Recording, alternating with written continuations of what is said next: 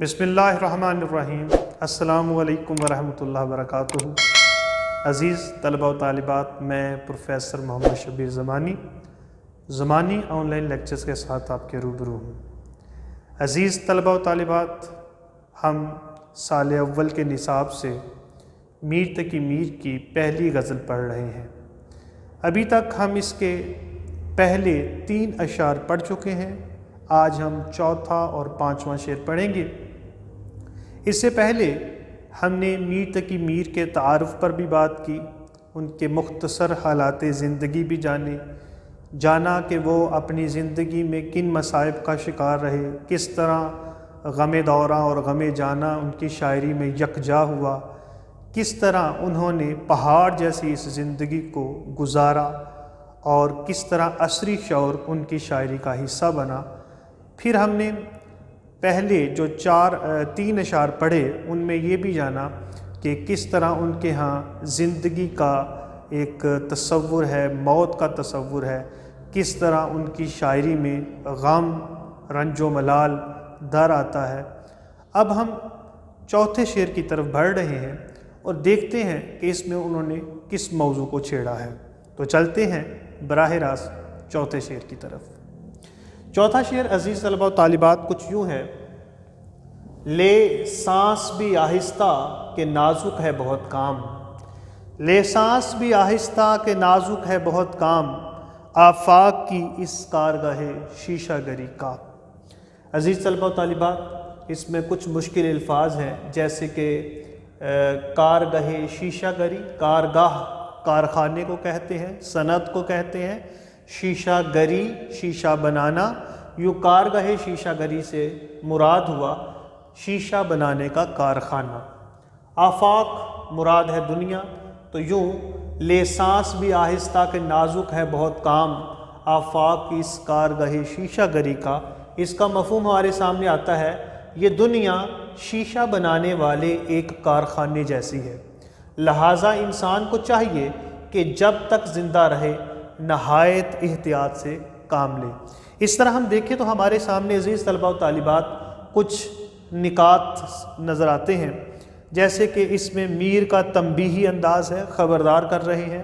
دنیا کے لیے صنعت شیشہ گری کا استعارہ استعمال ہوا ہے، دنیا کو میدان عمل کہا گیا ہے، حقوق العباد اور حقوق اللہ کی پاسداری کا ذکر ہے، اس میں تقویٰ کے تقاضے اس میں بتائے گئے ہیں، یوم حشر اعمال کی جواب دہی ہوگی، اس طرف بھی اشارہ ہے، اور میر کا عصری شعور اس میں ہمیں اجاگر ہوتا ہوا نظر آتا ہے۔ تو عزیز طلبہ و طالبات، اس شعر کو سامنے رکھیں تو پہلے تو یہ جانیے کہ میر کے جو بہت ہی اہم اور اچھے شعر سمجھے جاتے ہیں، جو نشتر سمجھے جاتے ہیں، ان میں ایک یہ شعر بھی شامل ہے جس میں میر تقی میر نے اس دنیا کی اصل حقیقت کو بھی واضح کر دیا ہے۔ دراصل اس شعر میں شاعر میر تقی میر بیان کر رہے ہیں کہ یہ دنیا جو ہے یہ ایک عمل کی جگہ ہے، انسان کو اس دنیا میں کچھ حقوق العباد اور حقوق اللہ کی پاسداری کے لیے بھیجا گیا ہے۔ اگر انسان اس دنیا میں ان سے غافل ہو کر زندگی بسر کرتا ہے تو گویا وہ ناکامی کا ایک سفر مسلسل طے کرتا چلا جا رہا ہے۔ میر یہ سمجھتے ہیں کہ دنیا کی اس عمل گاہ میں ہر قدم پھونک پھونک کر رکھنا ہوگا۔ کیونکہ یہاں چاروں طرف گناہ کا جال بچھا ہوا ہے۔ میر خود اس بارے میں کہتے ہیں، وہ کہتے ہیں ہر دم قدم کو اپنے رکھ احتیاط سے یاں، ہر دم قدم کو اپنے رکھ احتیاط سے یاں، یہ کارگاہ ساری دکان شیشہ گر ہے۔ یعنی یہ جو پوری دنیا ہے ان کے ہاں یہ ایسے ہی ہے کہ جیسے شیشہ بنانے والا کوئی کارخانہ ہوتا ہے۔ میر کا مشاہدہ بہت تیز ہے، وہ دیکھتے ہیں کہ شیشہ بنانے والا جو کارخانہ ہے وہاں کس احتیاط سے کام لیا جاتا ہے۔ عزیز طلبہ و طالبات، یہ جو شیشہ ہے یہ امارفس سالڈ ہوتا ہے اور اسے ان سالڈز بنانے میں بہت محنت درکار ہوتی ہے، بہت احتیاط، خصوصاً جو مولٹن گلاس مٹیریل ہے وہ بہت ہی زیادہ مشکل بنتا ہے اس میں شیشے کو پہلے پگھلایا جاتا ہے، پگھلانے کے بعد پھر اسے آہستہ آہستہ ٹھنڈا کیا جاتا ہے۔ اگر زیادہ آنچ دی جائے تو شیشے کا میٹیریل کچھ کا کچھ ہو سکتا ہے، اور اسی طرح اگر پگھلے ہوئے شیشے میں بد احتیاطی سے کام لیا جائے تو یہ کانچ ٹوٹ بھی سکتا ہے، یہ صحیح جو چیز بنانی چاہے وہ شکل بھی نہیں بن سکتی ہے۔ اور پھر یہاں یہ بھی بات دیکھنی ہے کہ یہ شیشہ بنانے کا جو فن ہے، اس میں شیشہ بنانے والے ہر لمحہ اس بات سے بھی بچتے ہیں کہ کہیں کوئی کانچ ہاتھ میں پاؤں میں چبھ نہ جائے، لہٰذا وہ پھونک پھونک کر قدم رکھتے ہیں۔ شیشہ بنانے والے ہاتھوں پر دستانے، چہرے پر ماسک اور آنکھوں پر اینک لگائے رکھتے ہیں۔ ہر لمحہ، ہر وقت جب تک کہ وہ کارخانے کے اندر ہیں، انہیں نہایت احتیاط سے کام لینا پڑتا ہے، اسی میں ان کی بقا ہے۔ تو اسی لحاظ سے یہاں میر تقی میر بھی کہہ رہے ہیں کہ یہ دنیا بھی سمجھ لو کہ ایک کارخانہ بنانے کی، ایک شیشہ بنانے کی جگہ ہے یا کارخانہ ہے۔ یہاں ہر لمحہ انسان کو اپنے اعمال سے واسطہ پڑتا ہے۔ کون سے اعمال سے؟ حقوق العباد اور حقوق اللہ کے اعمال سے۔ انسان یہاں ہر بات سوچ سمجھ کر کرے، کسی کے ساتھ جو تعلق ہے اس تعلق میں بھی قدم بڑھاتے ہوئے 1000 دفعہ سوچے، منہ سے بولتے ہوئے بھی 1000 دفعہ سوچے۔ ایسا نہ ہو کہ منہ سے کوئی بات نکلے اور دل آزاری ہو جائے، کسی کا دل ٹوٹ جائے۔ حقوق العباد کے معاملے میں بھی اور حقوق اللہ کے معاملے میں بھی، جو ہمارے دینی عقائد ہیں ان کے معاملے میں بھی میر سمجھتے ہیں کہ ہمیں ایک ایک بات سوچ سمجھ کر کرنی چاہیے۔ ہماری کم علمی کہیں ہمارے ایمان کی خرابی کی وجہ نہ بن جائے، ایمان کے ضیاع کا وجہ نہ بن جائے۔ اس لیے یہاں میر کہتے ہیں کہ یہ دنیا میدان عمل ہے، یہاں حقوق اللہ اور حقوق العباد کی پاسداری میں ہمیں بہت کام لینا چاہیے۔ کسی کا دل ہمارے اگر ایک عمل سے ٹوٹتا ہے تو یوم محشر ہمیں اس کا حساب دینا ہوگا، جیسے کہ شعر میں کہا گیا ہے، خیال خاطر احباب چاہیے ہر دم، خیال خاطر احباب چاہیے ہر دم، انیس ٹھیس نہ لگ جائے آبگینوں کو۔ کہ یہ دل بھی تو شیشے کی طرح کانچ کی صورت ہوتے ہیں، ہماری کسی بات سے ان کو ٹھیس لگ گئی تو اس کا حساب ہمیں دینا ہوگا۔ اس لیے یہاں میر اگر بات کرتے ہیں حقوق العباد کی یا حقوق اللہ کی تو اس کے ساتھ ساتھ تقوی کی بات بھی کرتے ہیں۔ عزیز طلبہ و طالبات، تقوی کے تقاضے کچھ مختلف ہوتے ہیں۔ شرع کچھ اور چیز ہے، شریعت کچھ اور چیز ہے، تقوی کچھ اور چیز ہے۔ کسی نے غالباً حضرت عمر رضی اللہ تعالیٰ عنہ نے غالباً کسی سے پوچھا کہ حضرت تقوی کیا چیز ہے؟ تو جواب آیا کہ ریشم کا لباس پہن کر کانٹوں بھرے جنگل سے اگر محفوظ گزر جاؤ تو یہ تقوی ہے۔ یعنی سمٹا کر خود کو بچا کر اگر کوئی جنگل سے گزر جاتا ہے کہ ایک کانٹا بھی اس کے وجود کو، اس کے لباس کو نہ چھوئے، تو یہ تقوی ہے۔ یہ اتنا احتیاط جو ہے میر کے ہاں بھی نظر آ رہا ہے۔ وہ کہتے ہیں کہ ہر قدم کو پھونک پھونک کے رکھ، کیونکہ یہی زندگی میں اگر تم احتیاط کرو گے تو تمہارے عمل سے جنت یا جہنم کا فیصلہ ہوگا۔ جیسے کہ شعر میں کہا گیا ہے، عمل سے زندگی بنتی ہے جنت بھی جہنم بھی، یہ خاکی اپنی فطرت میں نہ نوری ہے نہ ناری ہے۔ جو انسان اس دنیا میں رہ کر کرے گا اسی پر روز محشر اس کا حساب ہوگا اور اسے جنت یا جہنم عطا کی جائے گی۔ اس لیے میر تقی میر یہاں ایک تو حقوق العباد کی بات کر رہے ہیں اور حقوق اللہ کی بات کر رہے ہیں، اور دوسرا وہ کہہ رہے ہیں کہ تقوی کا تقاضا یہ ہے کہ اس چیز سے بھی دور رہا جائے جس سے اسلام میں یا شریعت میں دور رہنے کی یا اس کے بارے میں ہدایت کی گئی ہے کہ وہ حرام کے قریب تر ہے، اس کے قریب بھی نہ جایا جائے۔ یہ ہے تقوی کا تقاضا۔ اتنی احتیاط کا عالم میر بیان کر رہے ہیں۔ اور پھر عزیز طلبہ و طالبات، اس شعر کو اگر ہم پڑھیں تو اس میں ہمیں میر کا عصری شعور بھی اجاگر ہوتا ہوا نظر آتا ہے۔ کہا جاتا ہے کہ میر کی شاعری ان کے عہد کی آئینہ دار شاعری ہے۔ وہ اپنے عہد کے وہ مورخ ہیں جنہوں نے شاعری میں اپنی تاریخ کو بیان کر کے رکھ دیا ہے۔ تو میر تقی میر کا جو عصری شعور ہے، جو ان کے زمانے کی آگاہی ہے، وہ بھی یہاں ہمیں نظر آتی ہے۔ میر تقی میر کے دور میں نادر شاہ درانی اور احمد شاہ ابدالی کے حملوں نے دہلی کی اینٹ سے اینٹ بجا رکھی تھی۔ وہاں لوگوں کی زبانوں پر تالے پڑے ہوئے تھے، لوگ حق اور سچ کہتے ہوئے بھی ڈرتے تھے، ایک خوف کی فضا تھی جو سروں پر منڈلا رہی تھی۔ ایسی صورت میں میر کہتے ہیں کہ بس اب اپنی عزت اور جان ہم سب کے ہاتھ میں ہے، اسے بچا لیجئے، نہایت احتیاط سے زندگی بسر کر لیجئے، زبان پر پہرے بٹھا لیجئے، آنکھوں پر پردے ڈال لیجئے، منہ سے کچھ نہ بولیے، اگر زندگی گزر جائے تو یہ بھی غنیمت ہے۔ خود میر نے اس بارے میں اشارہ کیا ہے، وہ کہتے ہیں میر صاحب زمانہ نازک ہے، میر صاحب زمانہ نازک ہے، دونوں ہاتھوں سے تھامیے دستار، کہ اپنی عزت بچا لو، یہی کافی ہے، ورنہ زمانے میں اب وہ مروت و لحاظ نہیں رہا کہ کوئی کسی کی عزت کا پاس بھی رکھ سکے۔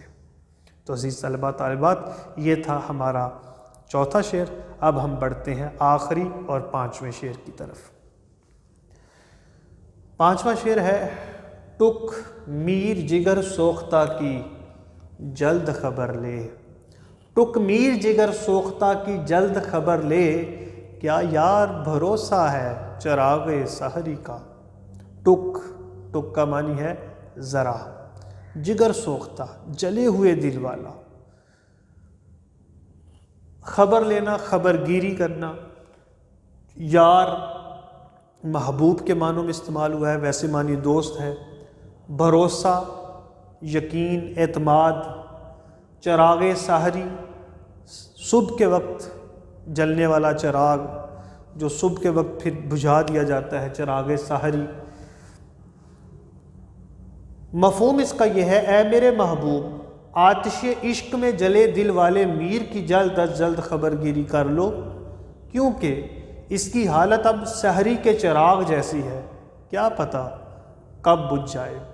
اس طرح ہم دیکھیں تو ہمارے سامنے مختلف نکات آتے ہیں، جیسے کہ محبوب کی غفلت شعاری کا مضمون اس شعر میں شاعر نے بیان کیا ہے۔